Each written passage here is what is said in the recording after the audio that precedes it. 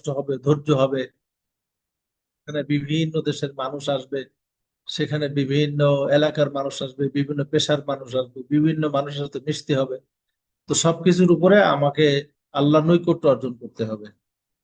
আসল হজের আসল উদ্দেশ্য হলো এটা, যে গুনাহ মাফ করি, আল্লাহর কাছে চলে আসা। এবং অনেকেই মনে করেন টাকা পয়সা নিয়ে যায়, সেখানে যে স্বর্ণ কিনবে, তারপরে সেখানে যে বাজার করবে, কত কিছুর প্ল্যান করে।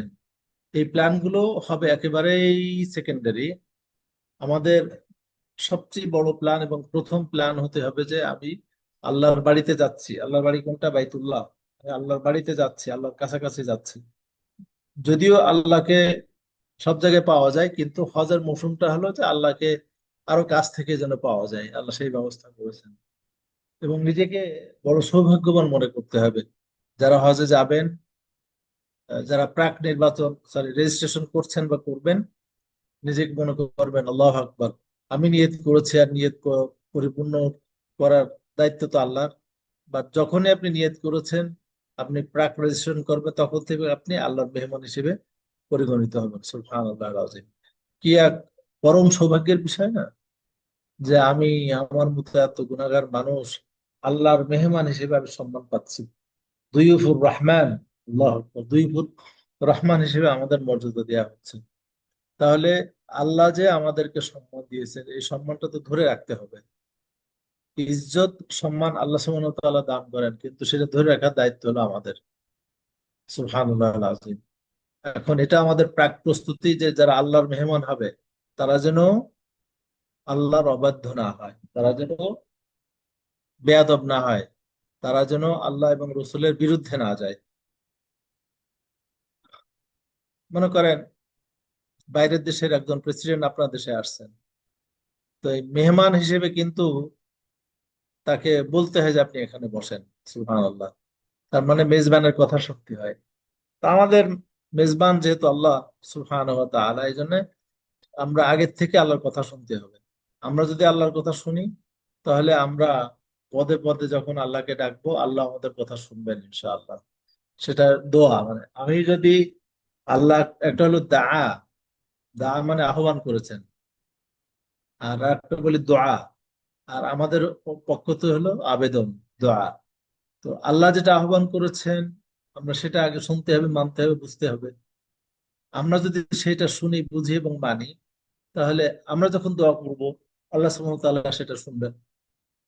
তো প্রাক প্রস্তুতি হিসেবে আমাদের এইটা রাখতে হবে যে আমরা এখন থেকে, আজকে থেকেই আল্লাহ যেগুলো বলেছেন করার জন্য, আমরা সেগুলো করার চেষ্টা করব। আল্লাহ যেগুলো নিষেধ করেছেন, সেগুলো আমরা অবশ্যই করব না, এবং এর চিন্তাও করব না।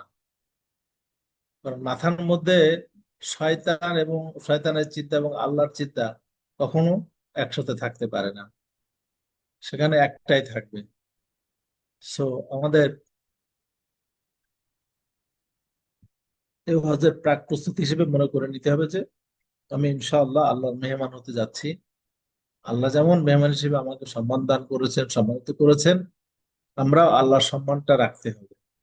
এখন মনে করেন আপনি যাবেন হজে, এদিকে আবার যত পারেন বিড়ি খাওয়ার একটা প্রতিযোগিতা করে যাবেন, নাউজুবিল্লাহ, এটা হবে না কিন্তু। এরপরে এটা হলো চরম বোকামি হবে, কেউ যদি মনে করে যে আমি হজে তো যাচ্ছি, যাওয়ার আগে আকাম কুকাম কিছু করে যায়, ওখানে যেয়ে তওবা করে নেব। এটা হবে কুফরি।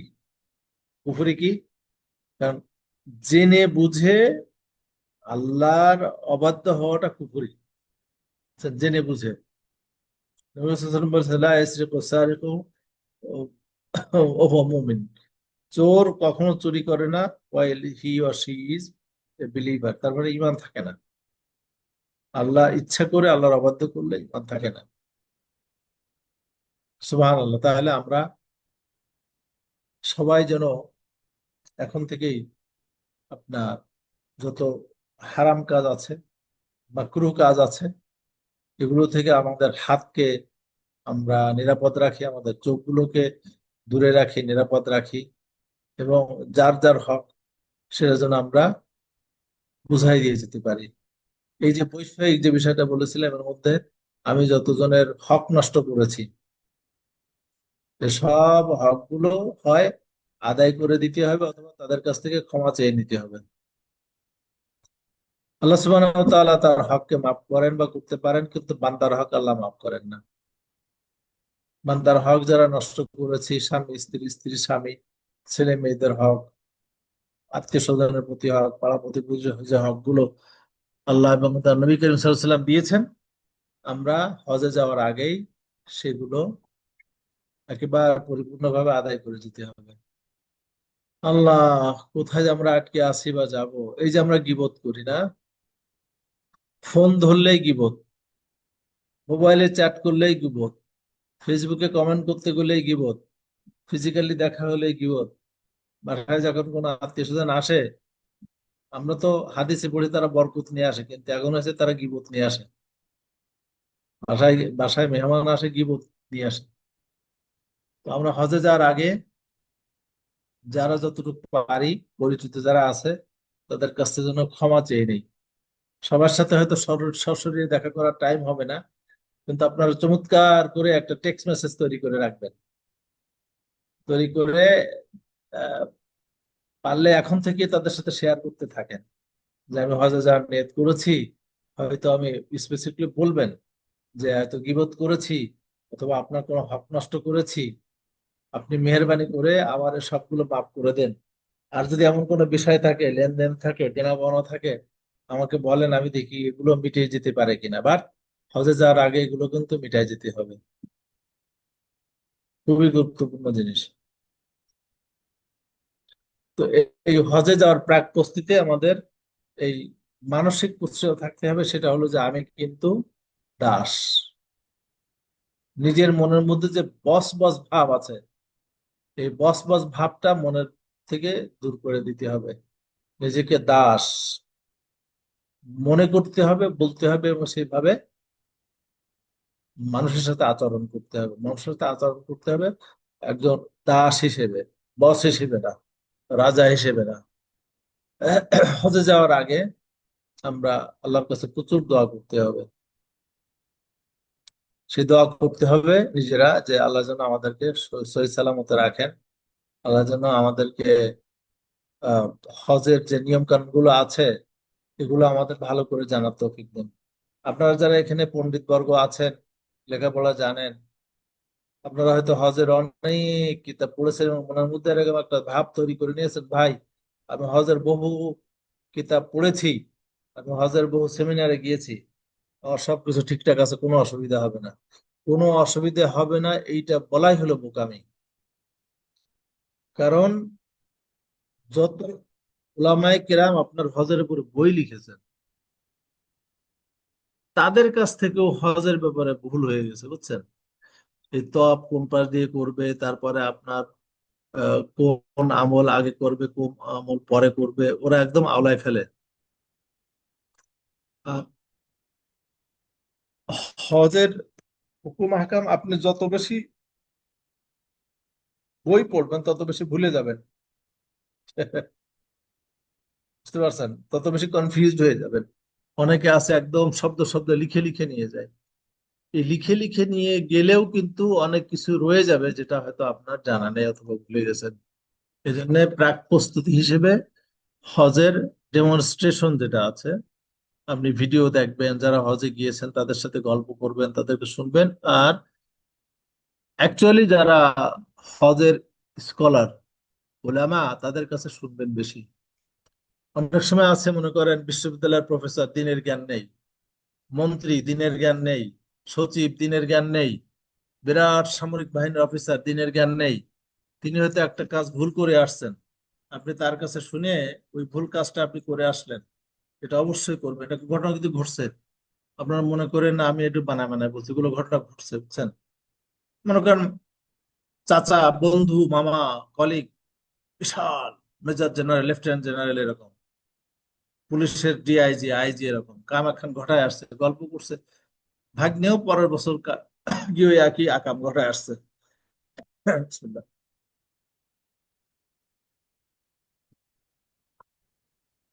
মানে অনেক নতুন নতুন সিচুয়েশন তৈরি হয়।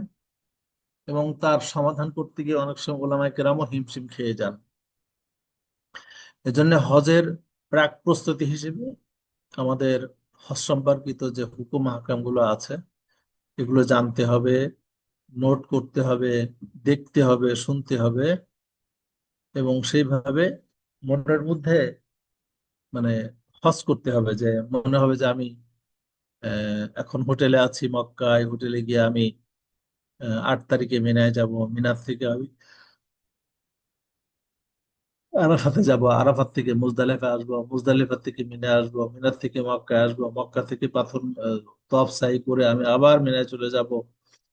এইভাবে মনের মধ্যে একটা রিল তৈরি করতে হবে। ফেসবুকে যেরকম আপনারা রিল দেখেন না, হজে যারা যাবেন তারা এখন এই হজের রিল মনে মনে তৈরি করতে হবে, কিন্তু বুঝছেন, যে মনে হবে যে আপনি এখন মক্কায় বসে আছেন, আরাফার মধ্যে গিয়েছেন, মুজদালিফায় গিয়েছেন।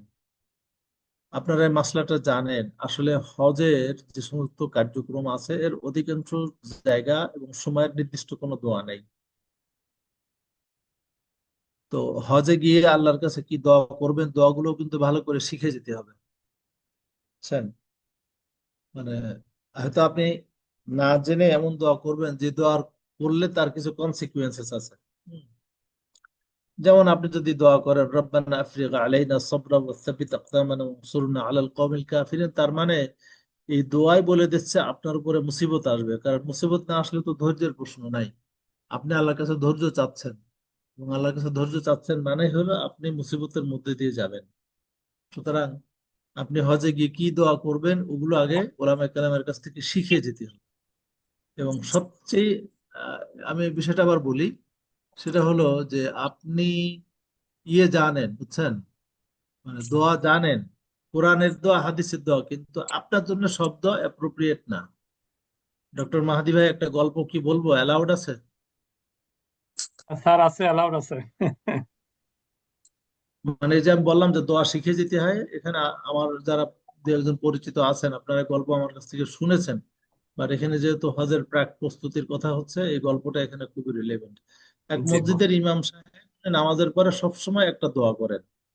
তো এক যুবক ওনার পিছনে নামাজ পড়েন, নামাজ পড়ার পর উনি মনে করলো যে হুজুর এই দোয়াটা কেন রেগুলার করে। তো ওই যুবক এসে হুজুরকে বললো যে হুজুর আপনি নামাজের পরে যে সবসময় দোয়াটা করেন, এই দোয়ার মানেটা কি? কয়, তা বাবা তো বলতে পারবো না, কারণ আমাদের হুজুরা তো ওই যে সত্যি তো অনেকে অর্থও জানে না, আরবির অর্থও জানে না। তা এখন যুবক করলো কি, ওর তো মুখস্থ হয়ে গেছে দোয়াটা। আর এক মৌলানাকে জিজ্ঞেস করলো যে এই দোয়াটা, এই দোয়ার অর্থটা কি? তো এবার অর্থ বুঝে এবার হুজুরের কাছে আসছে, এসে বললে যে হুজুর আপনি তো নিশ্চয়ই বিয়ে করেছেন। বলে হ্যাঁ বাবা। তা আপনার বিয়ে হয়েছে কত বছর? বলে যে 12 বছর। আর বাচ্চা কাচ্চা কয়টা? বলে 11টা। হয় 12 বছরে 11টা বাচ্চা। সবাই একটু মাশাল্লাহ বলেন, আলহামদুলিল্লাহ বলেন। তা এখন যুবক বলতেছে হুজুর, এই যে 12 বছরে 11টা বাচ্চা হয়েছে, এটা কিন্তু আপনার নামাজের পরে দোয়ার ফসল। বলে তার মানে? বলে যে ওই যে আপনি নামাজের পরে দোয়া করেন রব্বানা হাব লানা মিন আজওয়াজিনা ওয়া যুররিয়াতিনা কুররাতা আইন ওয়াজআলনা লিল মুত্তাকিনা ইমামা। তো আপনি তো আল্লাহর কাছে সবসময় সন্তান কামনা করেন, আর আপনি আল্লাহ আল্লাহ মানুষ। ওই আপনি সন্তান কামনা করেন আর প্রতি বছর আপনার সন্তান হয়েই যাচ্ছে। তখন হুজুর চিল্লায় বললেন আউযুবিল্লাহ, হারামজাদা তুই এতদিন কোথায় ছিলি? তার মানে হুজুর নিজেও অবাক যে এই দোয়ার কনসিকুয়েন্সে যে এরকম, তা জানলে তুমি নিজেই দোয়া করতেন না। তো কোরআনের দোয়া হাদিসের দোয়া কিন্তু প্রত্যেকটা দোয়ার একটা কনটেক্সট আছে, এবং এক একজন এক এক রকমের দোয়া করবেন। সবাই একই দোয়া সবার জন্য প্রযোজ্য হয় না কিন্তু, বুঝছেন। আর আপনারা যখন আল্লাহর কাছে চাইবেন, আল্লাহকে একদম নাউজুবিল্লাহ কানি কোনা তুলে দোয়া করবেন না। আল্লাহ আমাকে জান্নাতের দক্ষিণ পাশে একটা বাড়ি দিও, নাউজুবিল্লাহ, এটা এটা জায়েজ দেয়। তারপর আল্লাহ আমার মেয়েটার জন্য বিয়ে হয়ে যায় তাড়াতাড়ি। অনেকে এরকম দোয়া করে। এরকম দোয়া করা না জায়েজ না, কিন্তু এরকম দোয়া করাটা ঠিক না। এই দোয়ার আগে কিছু, আগে পিছু কিছু বলতে হয়। এখন প্রাক প্রস্তুতির এই সংক্ষিপ্ত অনুষ্ঠানে আমি তো শুধু যে দোয়ার উপরে ফোকাস দেয় তাহলে তো পুরো সেশন অনেক লম্বা হয়ে যাবে। শেখ হাবিবুল্লাহ ভাই আছেন? আছেন আছেন উনি। জি। আচ্ছা। তো এখন আমি এই আলোচনায় তো এরকম স্পেসিফিক দোয়াতে যাওয়া যাবে না, বাট ওলামা হজ গ্রুপ চমৎকার একটা দোয়ার বই বের করেছেন। এটা আমার কাছেও আছে, আমার কাছে খুব ভালো লেগেছে, আলহামদুলিল্লাহ। তো প্রাক প্রস্তুতি হিসেবে কিন্তু দোয়াও শিখতে হবে, দোয়ার অর্থ শিখতে হবে, এবং কোন কনটেক্সে কোন দোয়া করতে হবে সেটাও শিখতে হবে। কোন দোয়া করলে কি ধরনের উপকার হতে পারে সেটাও শিখতে হবে কিন্তু। আর সব সময় তো আপনি দোয়ার বই খুলে আল্লাহর কাছে দোয়া করতে পারবেন না। হুম। আল্লাহর কাছে দোয়া করতে হবে এমন বিষয়, এমন ভাবে যেন আল্লাহ যেটা ভালো করেন সেইটাই ভালো। এখন মনে করেন আল্লাহ না করুক, আপনি আল্লাহর কাছে দোয়া করলেন, যেটা ওই যে বললাম, আমার মেয়েটা বা ছেলেটার জন্য বিয়ে হয়ে যায়, আল্লাহ তাড়াতাড়ি বিয়ে দিয়ে দাও, আল্লাহ 1 মাসের মধ্যে যেন বিয়ে দিয়ে দাও। অনেকে বলে আল্লাহ আমি যেন বাংলাদেশে ফেরার আগে আমার মেয়ের একটা প্রস্তাব চলে আসে, আল্লাহ বা আমি যেন বাংলাদেশে ফেরার আগে আমার ছেলের প্রস্তাব চলে আসে। আরে ভাই, আল্লাহকে এরকম এত কড়া দোয়া করার তো দরকার নেই তো। কারণ হলো যে আপনি আল্লাহর কাছে এরকম কড়া দোয়া করার পরে যদি দেখা গেল যে আপনার মেয়ের প্রস্তাব ঠিকই আসছে, এইবার আপনি হজ থেকে ফিরে আসলেন, মেয়ের বিয়ের প্রস্তাব আসছে, মনে করলেন আমি তাকে সরাসরি আল্লাহর ওলি হয়ে আসছি, কাবা শরীফ থেকে দোয়া করে আসছি, দোয়া করার পরেই তো দেখি মেয়ের প্রস্তাব আসছে, পরে দেখা গেল যে ওই বিয়েটা 1 মাসও টিকলো না। এরকম ঘটনা কিন্তু আছে। সবসময় আল্লাহকে বলতে হবে, আল্লাহ মেয়েটার বিয়ে হচ্ছে না, এর কি হিকমত তুমি তো জানো। যদি কোনো গুনাহের কারণে এরকম অবস্থা, আল্লাহ তুমি আমাদের গুনাহ মাফ করে দাও, এবং তার যেখানে যেভাবে কল্যাণ আছে তুমি তাকে সেখানে নিয়ে যাও। দেখো দোয়ার একটা আদব আছে, যে নিজেকে আগে গুনাহগারে নিয়ে যেতে হবে। আবার অনেক সময় বলে যে আল্লাহ রে, এত দোয়া করলাম আল্লাহর কাছে, তা শুনলো না আল্লাহ। এই যে আল্লাহ শুনলো না, এটা কিন্তু আল্লাহর উপর একটা ব্লেম দেওয়া হয়, আল্লাহর একটা কমপ্লেন দেওয়া হয়।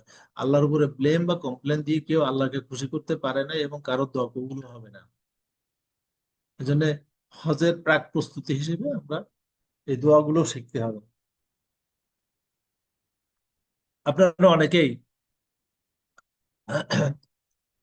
জানেন বা বোঝেন যে হুজুর আমার জন্য একটু দোয়া করেন।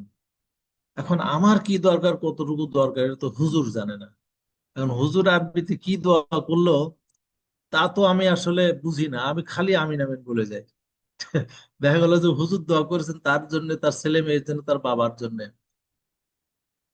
এখন এই ঘটনা তো আমরা সবাই জানি, যে আমরা দোয়া করি আহ রব্বির হামহুমা কামা রব্বায়ানি সগীরা। হুজুর দোয়া করতেছে আর বাপ মার জন্য, আর আমিও দোয়া করতেছি আল্লাহুম্মা আমিন।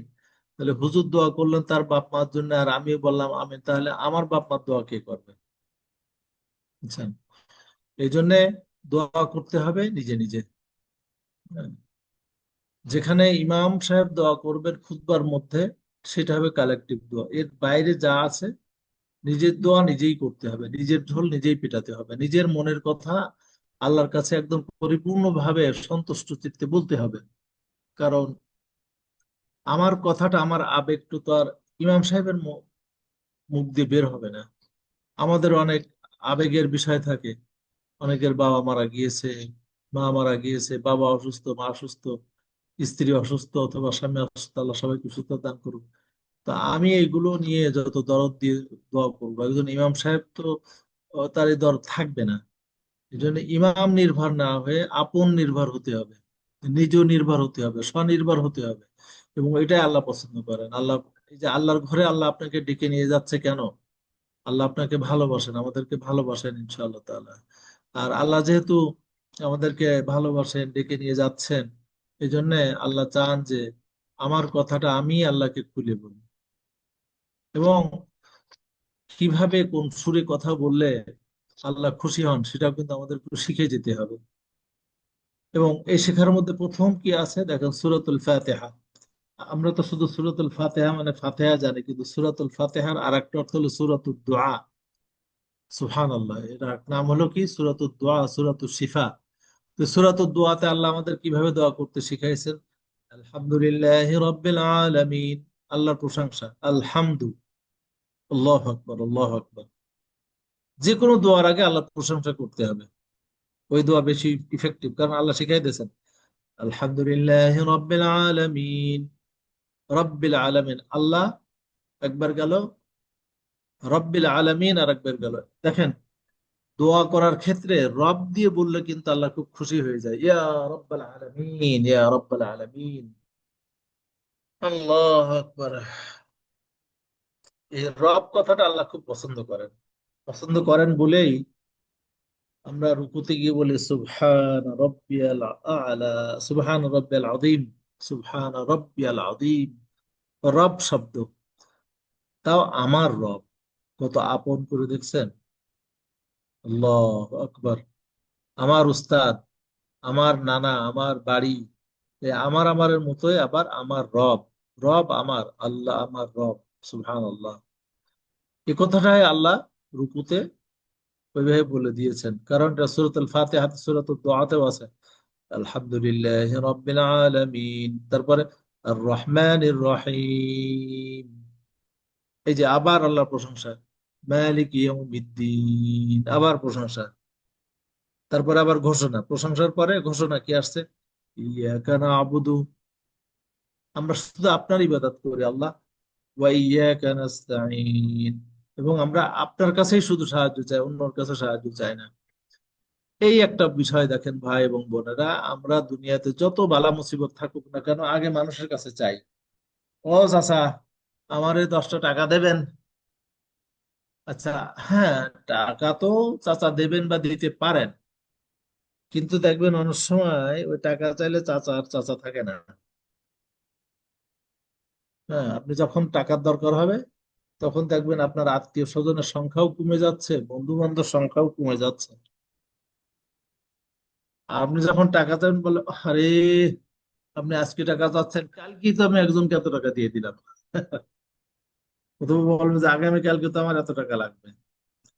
তো আমার যখন যা দরকার হবে, ইয়াকা নাস্তাঈন, শুধু আল্লাহকে আগে বলতে হবে। আল্লাহকে আগে বলে দিতে হবে যে আল্লাহ।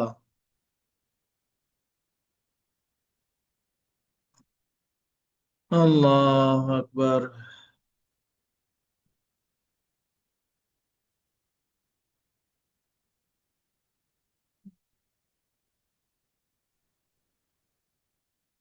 তাহলে আমাদের সাহায্য চাইতে হবে আল্লাহর কাছে, মানুষের কাছে বলার আগে আল্লাহর কাছে বলতে হবে।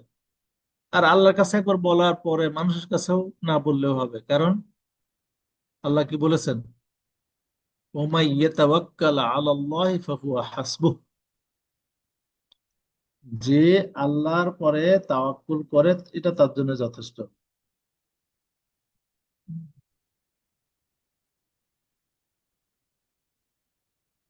আল্লাহ আকবার, লা ইলাহা ইল্লাল্লাহ, সুবহানাল্লাহ বিহামদিহি, সুবহানাল্লাহিল আযীম। তাহলে হজে গিয়ে যে আমরা দোয়া করব, এই দোয়া এইটাই যথেষ্ট, আলহামদুলিল্লাহ রাব্বিল আলামিন। যে কোনো দোয়ার আগে আমরা আলহামদুলিল্লাহ, আর রহমানির রহিম, মালিক ইয়াউমিদ্দিন, ইয়াকা না'বুদু ওয়া ইয়াকা নাস্তাঈন। আসে দোয়ার মধ্যে দেখেন, সূরা ফাতিহার মধ্যে মূলত একটাই দোয়া, আল্লাহ আকবার। কোরআন শরীফে তো আরো আয়াতে দোয়া আছে, রব্বানা দিয়ে দোয়া আছে, আল্লাহুম্মা দিয়ে দোয়া আছে। আর সূরা ফাতিহা হলো কোরআন শরীফের সারাংশ। সে সকল দোয়ার সারাংশ দোয়া কি, ইহদিনাস সিরাতাল মুস্তাকিম। আল্লাহ আমাদেরকে একটা অনড় পথে দেখান, অড়ার অনড় পথ দেখান, মানে পথে থাকা, পথে অনড় থাকা, এটা জীবনে অনেক বড় দরকারি জিনিস। কোরআন শরীফ পড়লে গুমরা হয়ে যেতে পারে, নামাজ পড়লেও সে জাহান্নামে চলে যেতে পারে, সাদকা দিলেও জাহান্নামে চলে যেতে পারে, যাকাত দিলেও জাহান্নামে চলে যেতে পারে, কুরবানি দিলেও জাহান্নামে চলে যেতে পারে, জিহাদ করলেও জাহান্নামে চলে যেতে পারে। এটা সব কোরআনের কথা, কিন্তু ফাওয়াইলুল লিল মুসাল্লিন, মুসাল্লিদের জন্য দোজখ। বেনামাজিদের কথা বলা আছে না, নামাজিদের জন্য দোজখ। কোন নামাজি? আল্লাযীনা হুম আন সালাতিহিম সাহুন, কারণ ওরা ঠিক পথে নাই। এজন্য সূরা ফাতিহার দোয়াটাই এলো, আমি যেন সঠিক পথে থাকি, অনড় পথে যেন আমি থাকতে পারি, এবং সেটা আল্লাহর কাছে চাইতে হবে, কারণ আমরা যে কোনো সময় পদস্খলন হয়ে যেতে পারে। এবং দেখেন, আপনি আমি যারা আছে, আমাদের অনেকের মধ্যে অনেক অহংকার আছে, কিন্তু আমার আকীদা সহি, আমার আখলাক সহি, আমার চরিত্রে কোনো ধরনের কালিমা নাই, আমি কারোকে ঠকাই না, আমি কাউকে এটা করি না, নিজের প্রশংসা করতে করতে হয়রান। এবং আপনারা নিজেরা জানেন, পড়েছেন, লিখে রাখতে পারেন, যারা নিজের প্রশংসা যত বেশি করে তারা তত বেশি পথভ্রষ্ট হয়।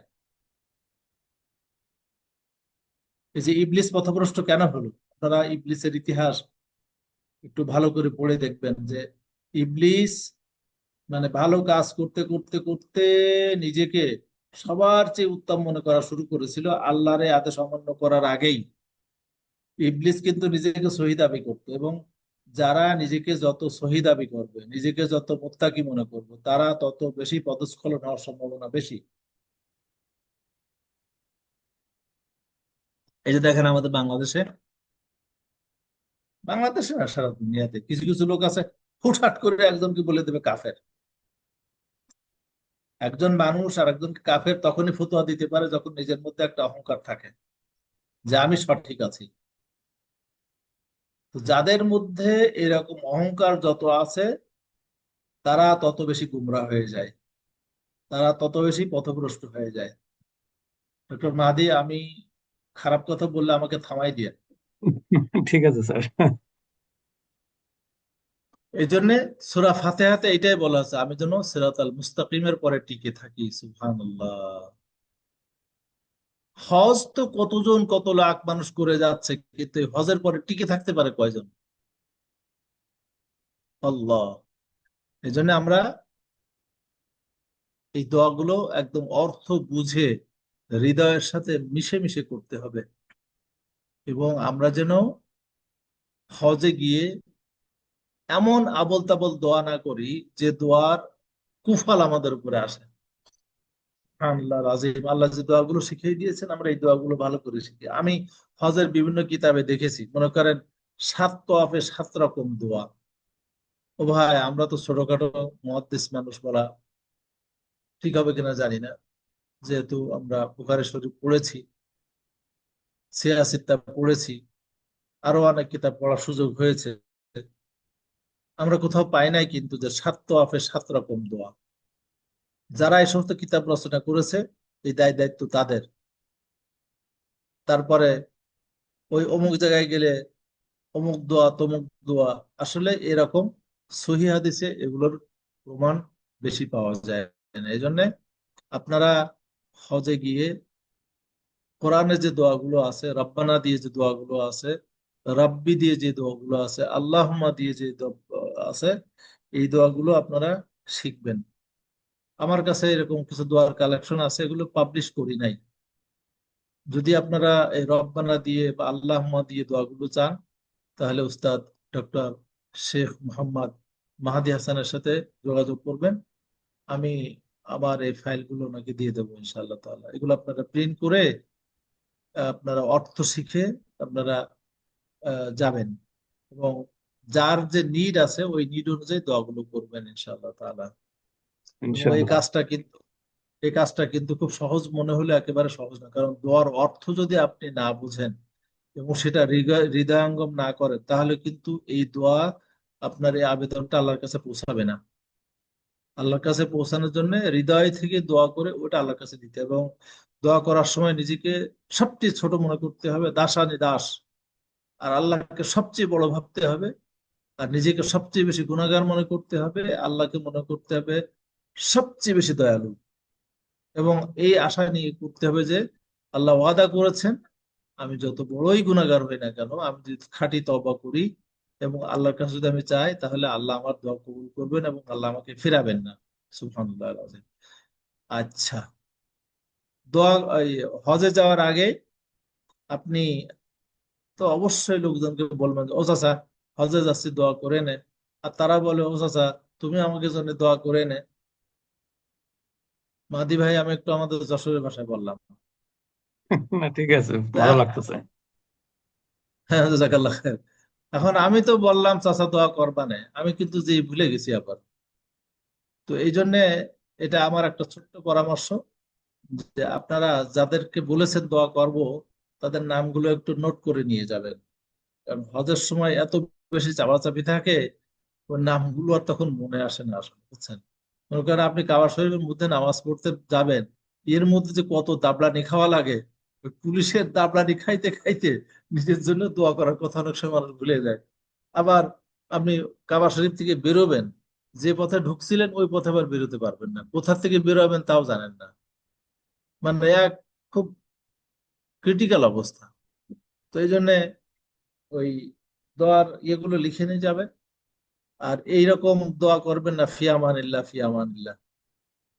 যারা যে দোয়া চেয়েছেন একটু সময় নিয়ে তাদের জন্য স্পেসিফিক দোয়াগুলো করবেন। আল্লাহ, আমার অমুক ভাই তাই এরকম একটু মুসিবতে আছে, আমাদের কাছে দোয়া চেয়েছে, আল্লাহ তুমি তার মুসিবত থেকে উদ্ধার করো এবং তার জন্য সহজ করে দাও। এবং এটা হাদিসের কথা, অন্যদের অজান্তে, সরি অগোচরে, তাদের অনুপস্থিতিতে যত দোয়া করবেন ফেরেশতারা ওই দোয়া আপনার জন্য করবে। সুবহানাল্লাহ আযীম। আপনার দোয়া আমার দোয়া কবুল নাও হতে পারে, কিন্তু ফেরেশতারা যে দোয়া আমার জন্য করবে সেটা কবুল হবে ইনশাআল্লাহ তাআলা। তাহলে হজে গিয়ে আমরা কিন্তু শুধুমাত্র নিজেরাই যে দোয়া করব সেটা না, আমরা এমন কাজও করতে হবে যে কাজের মাধ্যমে ফেরেশতারা আমাদের জন্য দোয়া করবেন ইনশাআল্লাহ তাআলা। সুবহানাল্লাহ আযীম। তো হজের এই প্রস্তুতিগুলো কিন্তু আগে থেকে নিতে হবে এবং এগুলো নোট করে রাখতে হবে এবং এগুলো শিখতে হবে। কেউ যেন এরকম মনে না করে যে আমি হজে গিয়ে কিতাব দেখে দেখে হজ করব। এই যারা করে, এবং আমি একটা কথা আপনাকে বলি, আমি তো আল্লাহ পাকে লাখ কোটি শুকরিয়া, যাক, আমার এটা ব্যবসা না, আহ, এটা মন চায় হজে যাই।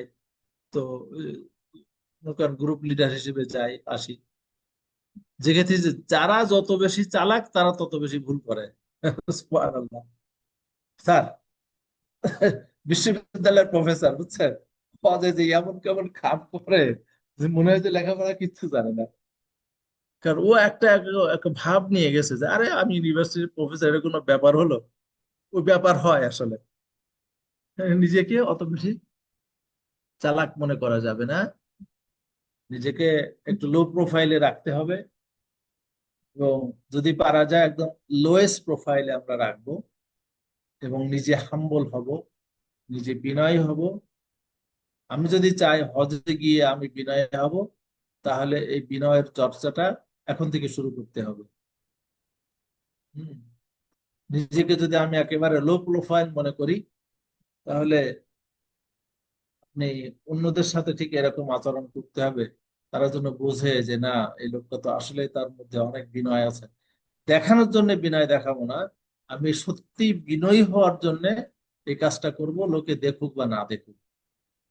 তাহলে হজের প্রাক প্রস্তুতি হিসেবে আমাদের এই এই বিনয় গুলোও কিন্তু শিখতে হবে এবং তার চর্চাও করতে হবে।